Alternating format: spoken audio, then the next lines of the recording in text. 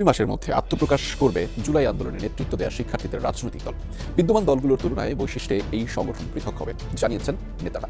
যমুনা টেলিভিশনের সাথে খোলামেলা আলাপে সব তথ্য জানিয়েছেন নাসিরুদ্দিন পাটোয়ারি, হাসনাত আব্দুল্লাহ ও সার্জিস আলম। শেখ হাসিনার গতকালকের বক্তৃতায় যেটা আমার কাছে চমৎকার লেগেছে, এমন একটা পরিস্থিতির পরে অন্য কোনো রাজনীতিবিদ হয়তো তার অসহায়ত্ব ফুটে উঠত তার কণ্ঠে।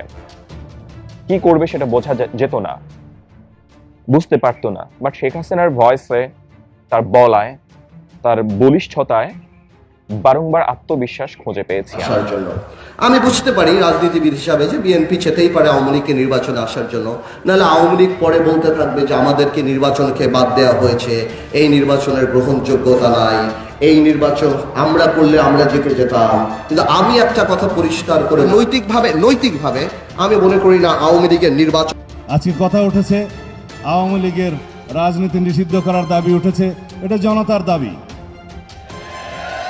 ছাত্রলীগকে নিষিদ্ধ করা হয়েছে একটি সন্ত্রাস বিরোধী আইনের অধীনে। আমাদের কোনো বক্তব্য প্রতিক্রিয়া নাই। নির্বাচনের দরকার নেই, এমনি চলো নির্বাচন আমরা দেখছি, কথা ঠিক কিনা? কে আইবো এটি আমরা চিনি, ঠিক কিনা? বিএনপি নেতৃবৃন্দ সংস্কারের চেয়ে নির্বাচনকে বেশি প্রাধান্য দিচ্ছেন। আসসালামু আলাইকুম রহমতুল্লাহ, সবাই কেমন আছেন? আশা করি সবাই অনেক অনেক ভালো এবং সুস্থ আছেন। সবাইকে স্বাগতম জানাচ্ছি আমাদের আরেকটি নতুন ভিডিওতে। প্রতিদিনের মতো আমি আব্দুল জিয়াদ ফারুকী আবারও চলে আসলাম নতুন একটা ভিডিও নিয়ে। ইতিমধ্যে দর্শক ভিডিওর শুরুতেই টাইটেল এবং থাম্বনেল থেকে বুঝতে পেরেছেন আজকে কি বিষয়টা নিয়ে কথা বলবো। যে বিষয়টা নিয়ে কথা বলবো খুবই গুরুত্বপূর্ণ একটা বিষয়। বর্তমানে বাংলাদেশের যে চলমান পরিস্থিতি বা রাজনীতির যে বিষয়টা ইতিমধ্যে সারা বাংলাদেশে উত্তপ্ত বা সারা বাংলাদেশে তুলপাড় চলতেছে, তারই ধারাবাহিকতা আজকের ভিডিও। ইতিমধ্যে আপনারা সবাই ভিডিওর শুরুতে কিছু অংশ বিশেষ দেখেছেন, যে অংশ বিশেষগুলো দেখে ইতিমধ্যে বুঝতে পেরেছেন আজকের ভিডিওটি কতটুকু গুরুত্বপূর্ণ হতে চলেছে। তো দর্শকের বিষয়টা আর বেশি বিস্তারিত বলবো না, কারণ বিস্তারিত বলতে গেলে ভিডিওটা অনেক লম্বা হয়ে যাবে। তবে সংক্ষেপে করার ক্ষেত্রে আপনাদেরকে মূল আলোচনা নিয়ে যাচ্ছি। তার আগে ছোট একটি অনুরোধ জারি রাখতে চাই, যারা আমাদের ফারুকী অনলাইন ইউটিউব চ্যানেলটিতে এখনো নতুন আছেন প্লিজ দয়া করে আমাদের চ্যানেল সাবস্ক্রাইব করে সাথে থাকবেন। একটা লাইক দিয়ে সবাই না টেনে ধৈর্য সহকারে ভিডিওটি দেখতে থাকুন। 2 মাসের মধ্যে আত্মপ্রকাশ করবে জুলাই আন্দোলনে নেতৃত্ব দেওয়া শিক্ষার্থীদের রাজনৈতিক দল। বিদ্যমান দলগুলোর তুলনায় বৈশিষ্ট্যে এই সংগঠন পৃথক হবে জানিয়েছেন নেতারা। যমুনা টেলিভিশনের সাথে খোলামেলা আলাপে সব তথ্য জানিয়েছেন নাসিরুদ্দিন পাটোয়ারি, হাসনাত আব্দুল্লাহ ও সার্জিস আলম। প্রাথমিকভাবে দলের নাম ঠিক হয়েছে জনশক্তি, তবে মতামত নেওয়া শেষে এটি বদলাতেও পারে। ছাত্র নেতারা জানিয়েছেন জনগণের আস্থা অর্জনই নতুন দলের প্রধান লক্ষ্য। সহকর্মী লামিয়া তিথি জানাচ্ছেন বিস্তারিত।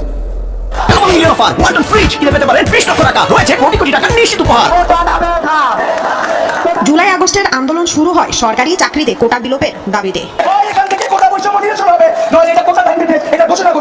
ধীরে ধীরে সরকার পতনে কঠোর কর্মসূচিতে সফল হন তারা। প্রসঙ্গ আসে রাষ্ট্র মেরামতের। ফ্যাসিবাদী ব্যবস্থা থাকলে আবারও এদেশে শেখ হাসিনার জন্ম নিতে পারে।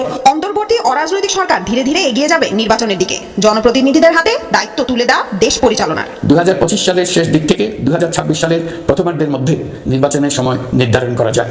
এবার সেখানে নিজেদের অবস্থান দেখতে চান শিক্ষার্থীরা, নামতে চান ভোটের লড়াইয়ে। বর্তমান আমাদের পরিস্থিতির মাঠের যে অ্যাসেসমেন্ট, সেই অ্যাসেসমেন্ট অনুযায়ী আগামী 1-2 মাসের মধ্যে বৈষম্য বিরোধী যে ছাত্র আন্দোলন আছে, তারা এই রাজনৈতিক দলটি মাঠে আনতে সক্ষম হবে। প্রশ্ন হচ্ছে কেমন হতে পারে নতুন এই রাজনৈতিক প্ল্যাটফর্ম? ছাত্র নেতারা বলছেন এতদিন যে ধরনের রাজনীতি সবাই দেখেছেন তারা তার ব্যতিক্রম হবেন। ফেসিবাদী যে সাংবিধানিক যে কাঠামো, সেটা আমরা চাই না। এবং আমরা এই নতুন রাজনৈতিক দলে পুরাতন যে আমাদের টেন্ডারবাজি, চাঁদাবাজি, জনগণের জন আকাঙ্ক্ষার বিপরীতে গিয়ে বিভিন্ন দেশের এজেন্ডার ভিত্তিতে যে রাজনৈতিক দলগুলো পরিচালিত হয়ে আসছে, সেগুলো আমরা যাব না। আমরা মনে করি যে নতুন যে রাজনৈতিক দল আমরা প্রত্যাশা করছি, তাদের কার্যক্রম আসলে শুধুমাত্র কথার মধ্যে সীমাবদ্ধ থাকবে না। এই যে নতুন রাজনৈতিক শক্তিটি, যেটি আমরা আমাদের জায়গা থেকে প্রত্যাশা করছি, তাদেরকে আসলে মানুষের নার্ভ বুঝতে হবে। বিগত সময়ে ক্ষমতা কুক্ষিগত করে রাখার জন্য কিছু মানুষের নার্ভই ভুলে গিয়েছে, কারণ তাদের তো ভোটের প্রয়োজন হয়। মানুষের প্রয়োজনীয় ভিত্তিতে মানুষ যদি চায় আমাদের কোনো রাজনৈতিক সংগঠন গড়ে তোলা উচিত, সেক্ষেত্রে এই বিষয়গুলো নিয়ে আমরা অবশ্যই ভাববো। নতুন দলে পাবলিক বিশ্ববিদ্যালয়ের পাশাপাশি যুক্ত হবেন প্রাইভেট বিশ্ববিদ্যালয়ের শিক্ষার্থীরা। আসছে সংসদ নির্বাচনে অংশ নেওয়ার পরিকল্পনা তাদের। প্রাইভেট ইউনিভার্সিটি আগামীতে যে রাজনৈতিক প্রক্রিয়াগুলো আছে, তারা অংশগ্রহণ করবে এবং সেই অংশগ্রহণে সর্বোচ্চটাই হলো প্রাইভেট ইউনিভার্সিটি তাদের জায়গাতে আসীন হবে। যার প্রক্রিয়ার আগে যদি কোনো ইলেকশন হয়, আমরা সেখানে কম্পিট করব। আমরা সেই একটি দাবিতেই কম্পিট করব যে আমরা পাওয়ার চাই না, আমাদের কাছে রক্ত, আমরা এই রক্তের বদলা চাই। সেটা ব্যালট হোক, বুলেট হোক, যে কোনো মাধ্যমে হোক হোক, আমরা আমাদের বিচার চাই। কি হতে পারে দলের নাম, অর্থের উৎসই বা হবে কি? আমরা যে আন্দোলনগুলো করেছিলাম সেখানে আন্দোলনগুলোতে পিপলসদের যে পারসেপশন আছে সেটা অনেকটুকু আমরা গুরুত্ব দিয়েছি। অংশীজন যারা রয়েছেন জনগণের কাছে এই বিষয়ে আহ্বান জানাবো, আপনারা নাম প্রস্তাব করুন। জনগণের কাছ থেকে যদি নামটা আসে, জনশক্তি, সেখানেও আমাদের একটি উদাহরণ আছে। বেসিক্যালি হলো ক্রাউড ফান্ডিংয়ে বেশি যাবো। ইন্টারন্যাশনাল যে ফোরাম রয়েছে, দেশীয় যে ফোরাম রয়েছে, অন্যান্য রাজনৈতিক দলের যে স্ট্রাকচারগুলো রয়েছে সেগুলো আমরা স্টাডি করছি। নির্বাচনে ভোট যুদ্ধে ফল যাই হোক, নিজেদের বিপ্লবী চেতনা ধরে রাখার অঙ্গীকার ছাত্র নেতাদের। জানালেন রাজনৈতিক জোটেও যোগ দিতে পারেন তারা। প্রথম হলো ছাত্রদের যে পার্টিটা হবে সেটা নিজস্ব প্রক্রিয়ায় গঠন হবে, নিজস্ব প্রক্রিয়ায় চলবে। এর সাথে যদি যারা গণ অভ্যুত্থানে আমাদের সাথে অংশগ্রহণ করেছিল তারা যদি কেউ আসতে চান সেটা হলো ওয়েলকাম। এর মধ্যে কয়েকটা পার্টির সাথে অলরেডি আমাদের পারস্পরিক কিছু বোঝাপড়া হচ্ছে। কয়েকদিন আগে আমি দেখলাম যে বিএনপি চায় আওয়ামী লীগকে নির্বাচনে আসার জন্য। আমি বুঝতে পারি রাজনীতিবিদ হিসাবে যে বিএনপি চেতেই পারে আওয়ামী লীগকে নির্বাচনে আসার জন্য, নাহলে আওয়ামী লীগ পরে বলতে থাকবে যে আমাদেরকে নির্বাচনকে বাদ দেওয়া হয়েছে, এই নির্বাচনের গ্রহণযোগ্যতা নাই, এই নির্বাচন আমরা করলে আমরা জিতে যেতাম। কিন্তু আমি একটা কথা পরিষ্কার করে বলে দিতে চাই, বিএনপি বলুক, শব্দ বলুক, ইউনুস সব বলুক, গ্রাউন্ড রিয়ালিটি কিন্তু ডিফারেন্ট। যেখানে আমার ভাইদের যেই ডিস্ট্রিক্টে যেই গ্রামে 15 তারিখ 5 অগস্টে বা এই 17 বছরের রক্ত ঝরেছে, আমার ভাইদের লাশ গিয়েছে, ওইসব জায়গায় আওয়ামী লীগের ক্যান্ডিডেটেরা যা ভোট চাওয়ার মুখ রাখে না, তাদেরকে কেউ ভোট যেতে দিবে না। গ্রাউন্ড রিয়ালিটি আলাদা। বিচার না হওয়া পর্যন্ত আওয়ামী লীগকে বাংলাদেশের মানুষরা ঘর থেকে বের হতে দিবে না রাজনীতি করার জন্য। যদি অনুশোচনা না থাকে, যদি তারা মানুষের কাছে ক্ষমা না চায়। কিন্তু ইদানিং কয়েকটা বক্তব্যে দেখলাম ক্ষমা তো দূরের কথা। আরেকটা কথা আমি জিজ্ঞেস করতে চাই আওয়ামী লীগের, মানে পলায়িত আওয়ামী লীগ, এখন তো লোকাল আওয়ামী লীগটাই জিজ্ঞেস করতে হবে, যারা পালায় আছে তাদেরকে জিজ্ঞেস করতে হবে। আমি জিজ্ঞেস করতে চাই, আপনারা ইউনুস সরকারকে গালি দিচ্ছেন, আপনারা বলছেন এই হত্যা ইউনুস সরকার করেছে, আপনারা বলছেন আমরা অবৈধ, এই সরকার অবৈধ, তাহলে আপনারা এই অবৈধ সরকারের অধীনে কিভাবে নির্বাচনে অংশগ্রহণ করবেন? তাহলে আপনাদের মেনে নিতে হবে। তো আমি মনে করি যে বিএনপি হয়তো ছাড় দিতে চায় আওয়ামী লীগকে নির্বাচনে আসুক, বা নৈতিকভাবে আমি মনে করি না আওয়ামী লীগের নির্বাচন। আজকে কথা উঠেছে আওয়ামী লীগের রাজনীতি নিষিদ্ধ করার দাবি উঠেছে, এটা জনতার দাবি। ছাত্রলীগকে নিষিদ্ধ করা হয়েছে একটি সন্ত্রাস বিরোধী আইনের অধীনে। আমাদের কোনো বক্তব্য প্রতিক্রিয়া নাই। এটা যারা করেছে আপনারা প্রতিক্রিয়া সারা দেশের মানুষের কাছে জিজ্ঞেস করেন কিভাবে তারা প্রশংসিত হয়েছে। ঠিক আছে, প্রক্রিয়া কি হলো সেটা নিয়ে আলোচনা করা যাবে, ফলাফল তো মানুষ গ্রহণ করেছে। এখন আওয়ামী লীগ বাংলাদেশের গণহত্যা চালানোর পরে, আসমান থেকে গুলি করে এই দেশের জনগণকে হত্যা করার পরে বাংলাদেশের মানুষের সামনে আবার রাজনীতি করার অধিকার রাখে কিনা সেই প্রশ্নের ফয়সালা হবে জনগণের আদালতে, সেই প্রশ্নের ফয়সালা হবে। স্বাধীনতা পরবর্তীকালে আওয়ামী লীগ এবং ছাত্রলীগ তারা তাদের ঐতিহ্য কি সেটা বয়ান করতে গেলে আপনাদের বিরক্তির উদ্রেক হবে। স্বাধীনতা মূল মন্ত্র হরণকারী একদলীয় শাসন ব্যবস্থা যদি আওয়ামী লীগের ঐতিহ্য হয় তাহলে সেটা ঐতিহ্য। ছাত্রলীগের ইতিহাস খুন খারাপি, দর্শন, ভোট ডাকাতির ইতিহাস।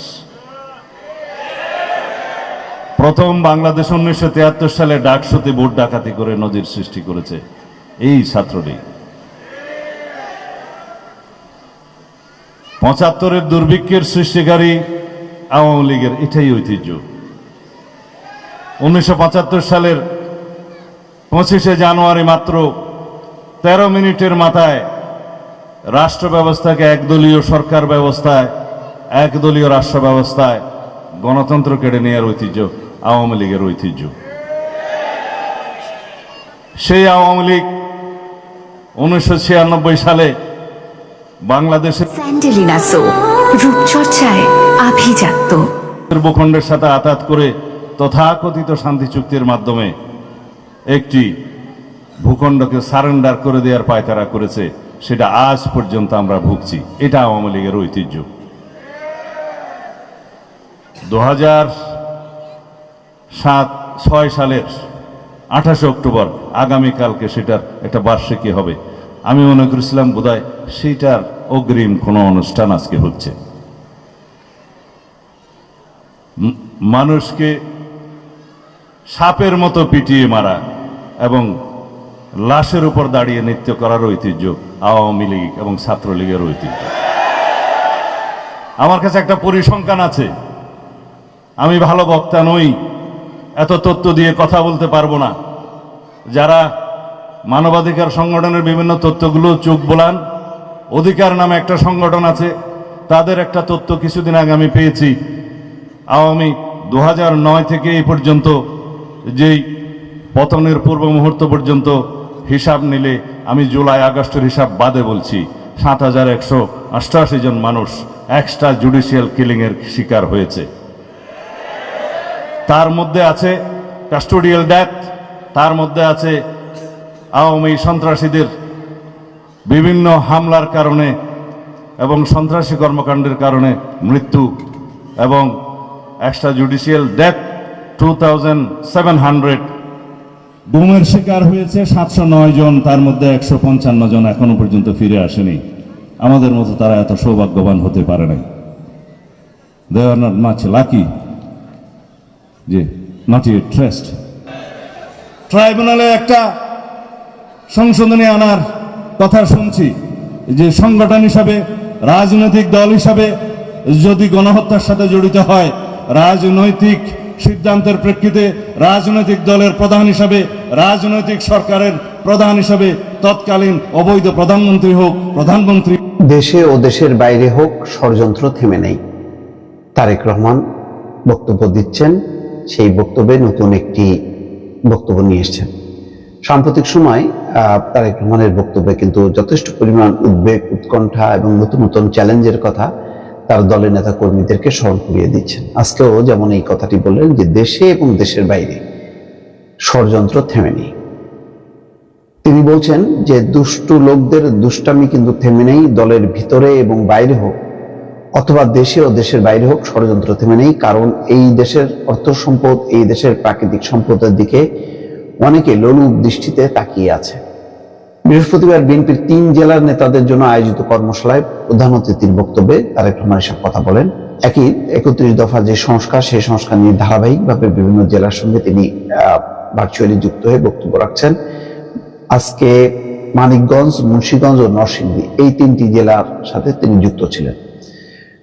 তিনি বলছেন, এই দেশে যদি বিশৃঙ্খলা লাগিয়ে রাখা যায়, এই দেশে যদি দুর্বল, জনসমর্থনহীন সরকার, যারা জনগণকে প্রতিনিধিত্ব করে না, এরকম সরকারকে যদি ক্ষমতায় রাখা যায়, তাহলে এই দেশ থেকে অনেকে অনেক কিছু লুটে পুটে নিয়ে যেতে পারবে। কিন্তু এই দেশে যদি জনগণের সরকার থাকে, তখন এই দেশ ও জনগণের স্বার্থ নিরাপদ থাকবে। যারা শকুনের দৃষ্টিতে এই দেশের অর্থ সম্পদ, প্রাকৃতিক সম্পদের দিকে তাকিয়ে আছে, তখন তারা 10 বার চিন্তা করবে। বিএনপি গণতন্ত্র ও বাক স্বাধীনতায় বিশ্বাসী উল্লেখ করে বিএনপির ভারপ্রাপ্ত চেয়ারম্যান বলছেন, আমাদের সময় সংবাদপত্র কত কি যে লিখেছে। সংবাদপত্র আমাদের বিরুদ্ধে, ম্যাডামের বিরুদ্ধে, দলের বিরুদ্ধে, দলের বহু নেতা কর্মীর বিরুদ্ধে লিখেছে।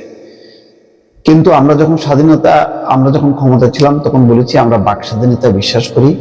আমাদের সময় পত্রিকার সম্পাদকদের বিরুদ্ধে শত শত মামলা হয়নি, যেমন আমাদের বিরুদ্ধে, আমাদের নেতা কর্মীদের বিরুদ্ধে শত শত মামলা হয়েছে। তারেক রহমান আরো বলেন, আমরা যখন দেশ পরিচালনার দায়িত্বে ছিলাম, তখন কি গুম খুন হয়েছিল? আমাদের স্থায়ী কমিটির সদস্য সালাউদ্দিন আহমেদকে ধরে নিয়ে সীমান্তের ওপারে ফেলে রাখা হয়েছিল। দর্শক, আজকে এই কথাটা তিনি উল্লেখ করলেন যে তার মানে হলো ভারতের সাথে বাংলাদেশের নিরাপত্তা সংস্থাগুলো এমন যোগাযোগ যে এই পার থেকে নিয়ে ওই পারে রেখেছে, ওই পারের যারা, তারা নিয়ে যে তাকে কারাগারে বন্দী করেছে। এইগুলো যৌথ অপারেশন, এগুলো অনেক ইতিহাস আছে। আমাদের সংসদ সদস্য ইলিয়াস আলী সহ শত শত নেতা কর্মীকে গুম করা হয়েছে, খুন করা হয়েছে। বিএনপির সময় এমন হয়েছে? হয়নি। কারণ আমরা গণতন্ত্রে বিশ্বাস করি, বাক স্বাধীনতায় বিশ্বাস করি। দর্শক, অনেক বক্তব্য রেখেছে, গুরুত্বপূর্ণ, যেহেতু এটা হলো এক ধরনের কমিটমেন্ট যে আমরা আগামী দিনে ক্ষমতায় আসলে কি ধরনের শাসন ব্যবস্থা কায়েম করব। আমরা গুম খুন করব না, আমরা গণতন্ত্র কায়েম রাখবো এবং বাক স্বাধীনতা হরণ করব না। আর একই সঙ্গে যেটি গুরুত্বপূর্ণ, সেটা হলো যে আমাদের দেশের প্রাকৃতিক সম্পদের দিকে অনেকের দৃষ্টি। এটা জানি না কাদের দিকে লক্ষ্য করে তিনি এই কথা বলছেন, কিন্তু ইঙ্গিতটা খুব তাৎপর্যপূর্ণ। দর্শক, ভালো থাকবেন, আল্লাহ হাফেজ। কি নির্বাচন? নির্বাচনের দরকার নাই, এমনি চলো। নির্বাচন আমরা দেখছি, কথা ঠিক কিনা? কে আইবো এটি আমরা চিনি, ঠিক কিনা? আল্লাহুম্মা ইন্নী আউযু বিকা মিনান নির্বাচন, কথা কো, আল্লাহুম্মা ইন্নী আউযুবিকা মিনাল নির্বাচন। কত কষ্টে আছি। শেখ হাসিনার গতকালকের বক্তৃতায় যেটা আমার কাছে চমৎকার লেগেছে, এমন একটা পরিস্থিতির পরে অন্য কোনো রাজনীতিবিদ হয়তো তার অসহায়ত্ব ফুটে উঠতো তার কণ্ঠে। কি করবে সেটা বোঝা যেত না, বুঝতে পারতো না। বাট শেখ হাসিনার ভয়েসে, তার বলায়, তার বলিষ্ঠতায় বারংবার আত্মবিশ্বাস খুঁজে পেয়েছি আমি। আমার মনে হয়েছে এটা আপনাদের অন্যরকমও মনে হতে পারে, বাট আমার কাছে এটা দুর্দান্ত মনে হয়েছে যে একজন ঝানু রাজনীতিবিদ শেখ হাসিনা, এবং তাকে যারা একেবারে নাই করে দিচ্ছে, এখন বাংলাদেশের রাজনীতিতে অপ্রাসঙ্গিক বলছে, শেখ হাসিনা অপ্রাসঙ্গিক নয় বা শেখ হাসিনা নাই হয়ে গেছে ব্যাপারটা তা নয়। ৭৫-এ শেখ হাসিনার সপরিবেশে তার খুন হওয়ার ঘটনা, তার ফ্যামিলির সবার, শেখ হাসিনার বেঁচে যাওয়া, তখনকার শেখ হাসিনা ছাত্র জীবনে রাজনীতি করেছেন, মুক্তিযুদ্ধ দেখেছেন, বঙ্গবন্ধু সাহচর্য পেয়েছেন, কতটুকুই। তার একটা রাষ্ট্র ক্ষমতা পরিচালনা করে, রাজনৈতিক এত বড় একটা দলকে লিড দেওয়া, সেই অভিজ্ঞতা তার ছিল না। এরকম অনভিজ্ঞ একজন মানুষ, তাও একজন নারী, বাংলাদেশে এসে সকল প্রতিকূল পরিস্থিতি পার করে তার দলকে ৯৬ সালে রাষ্ট্র ক্ষমতা নিয়ে যাওয়া, ২০০৮ থেকে ২০২৪ পর্যন্ত তার দলকে আবার ক্ষমতায় রাখা, নানান বাধা বিপত্তি পার করে সেই শেখ হাসিনার সঙ্গে, ৭৫-এর শেখ হাসিনার সঙ্গে বর্তমান শেখ হাসিনার পার্থক্য আকাশ পাতাল। সেই শেখ হাসিনা বলা যায় অনেকটা অসহায় ছিল, সবাইকে হারিয়ে স্বজন হারানো শেখ হাসিনা।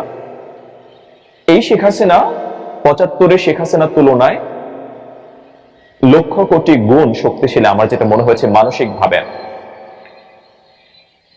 শেখ হাসিনা ৭৫ থেকে ২৪ পর্যন্ত যেগুলো অর্জন করেছেন, অভিজ্ঞতা, যেসব ভয়কে জয় করেছেন, যে সকল প্রতিকূল অবস্থা তিনি পার করেছেন, এই শেখ হাসিনার কাছে ২৪-এর ঘটনা অত প্রতিকূল নয়, যেটা গতকালকে তার বক্তৃতা শুনে আমার কাছে মনে হয়েছে। তার বক্তৃতায় কোনো অসহায়ত্ব ছিল না, ছিল বলিষ্ঠ কণ্ঠস্বর এবং আত্মবিশ্বাস, যেটা আমাকে চমৎকৃত করেছে। ব্যক্তি শেখ হাসিনা মানুষ ভালো না খারাপ সেই আলোচনা নয়, আওয়ামী লীগ সভানেত্রী শেখ হাসিনা খারাপ না ভালো সেই আলোচনা নয়, কিংবা সরকার প্রধান শেখ হাসিনা খারাপ না ভালো সেই আলোচনা নয়। আমি একজন শুধু রাজনীতিবিদ, যাকে অনেক চড়াই উতরায় পার হতে হয় জীবনে, অনেক বিপদ আসে, অনেক বিপদ সংকুল পার হতে হয় পথ। এবং একটা বিষয় নিয়ে আমি খুব অবাক হয়েছিলাম যে শেখ হাসিনা তার সকল নেতাকর্মীকে ছেড়ে দিয়ে এভাবেই ৫ই আগস্ট নিজের জীবন নিয়ে পালিয়ে গেল। এটা লজ্জাজনক, যেটা আমি একটা ভিডিও বানিয়েছিলাম। বাট আমার কাছে গতকালকে তার বক্তৃতা শুনে মনে হয়েছে শেখ হাসিনা যদি ওদিন গণভবনে থাকতো, সে কি বেঁচে থাকতো? শেখ হাসিনা বাংলাদেশে নাই বলে আওয়ামী লীগের এখন এই অবস্থা, ছন্ন ছাড়া, অসংগঠিত একটা দল, কোনো খোঁজ নেই। শেখ হাসিনা যদি গণভবনে থাকতো, সেদিন সে প্রাণে বাঁচত না। শেখ হাসিনা চলে গেছে বলেই এখন দলটাকে আবার সংগঠিত করতে পারছে, কারণ শেখ হাসিনা যদি বেঁচে না থাকতো, আমার তো মনে হয় আওয়ামী লীগ আর কোনোভাবে ফিরে আসতে পারতো না, বা ফিরে আসার জন্য তারা যে বলছে, নেতাকর্মীরা যে উজ্জীবিত, অনেকেই তারা আশায় আছেন যে কোনো এক সময় হয়তো বা আওয়ামী লীগ আবার ক্ষমতায় আসবে। আমার কাছে কালকে শেখ হাসিনার বক্তৃতা শুনে মনে হচ্ছে এটা শুধুমাত্র শেখ হাসিনা থাকলেই সম্ভব। শেখ হাসিনা যদি ৫ই আগস্ট দেশে থেকে যেতেন, হয়তোবা তখন আর সম্ভব হতো না। আপনাদের প্রতিক্রিয়া জানতে চাই। আমি জানি অনেকেই আমাকে এখন বলবেন আমি আওয়ামী লীগ করে বা শেখ হাসিনা স্তুতি বাক্য পাঠ করেছে, আসলে তা নয়। তার বক্তৃতা শুনে আমার কাছে মনে হয়েছে ১৫ বছর ধরে যে বক্তৃতা শুনেছি, যে শেখ হাসিনাকে আমরা শুনেছি এত বছর, ১৫ বছর ধরে নিউ ইয়র্কে বা লন্ডনে যে বক্তৃতা শেখ হাসিনা করেছেন, যেখানে শেখ হাসিনাকে দেখা যায়নি, শুধু তার ভয়েস শুনতে পেয়েছি, সেই শেখ হাসিনা সম্পূর্ণ আলাদা। নিরপেক্ষভাবে যদি শোনেন, আপনাদেরও তাই মনে হবে। আপনারা কি শুনেছেন জানাবেন কমেন্টস বক্সে। অনেক ধন্যবাদ দেখার জন্য। আল্লাহ হাফেজ, আসসালামু আলাইকুম। বিএনপি নেতৃবৃন্দ সংস্কারের চেয়ে নির্বাচনকে বেশি প্রাধান্য দিচ্ছেন এবং নির্বাচনকে মুখ্য করে তুলছেন। এমনকি সংস্কার কার্যক্রমের বৈধতা নিয়েও তারা প্রশ্ন তুলে রাখছেন। তারাই ক্ষমতায় গিয়ে সংস্কার করবেন মর্মে ঘোষণা দিচ্ছেন। এখানে প্রথম কথা হলো, তারাই আগামী নির্বাচনে ক্ষমতায় যাচ্ছেন, সেই নিশ্চয়তা তারা কোথায় পেলেন? আবার তারা ক্ষমতায় গেলেও জনতার কাঙ্ক্ষিত সংস্কার করবেন তার নিশ্চয়তা কি? বিগত ১/১১ এর সরকার এবং তাদের হাত ধরে আওয়ামী ফ্যাসিস্টের জন্মের সূচনা কি বিএনপির ক্ষমতা কুক্ষিগত করার অপপ্রয়াসের ফসল নয়? বিএনপির ইতিহাস কি তাদের উপরে আস্থা রাখার মতো ভরসা দেয় না? তো প্রিয় দর্শক, এই বিষয়টি আপনার মতামত দ্রুত কমেন্টে জানিয়ে ফেলেন। আর আমাদের চ্যানেলটি সাবস্ক্রাইব করে সাথে থাকার জন্য সবাইকে অসংখ্য ধন্যবাদ। কোনো ভিডিওতে ভালো থাকবেন, সুস্থ থাকবেন। আল্লাহ হাফেজ।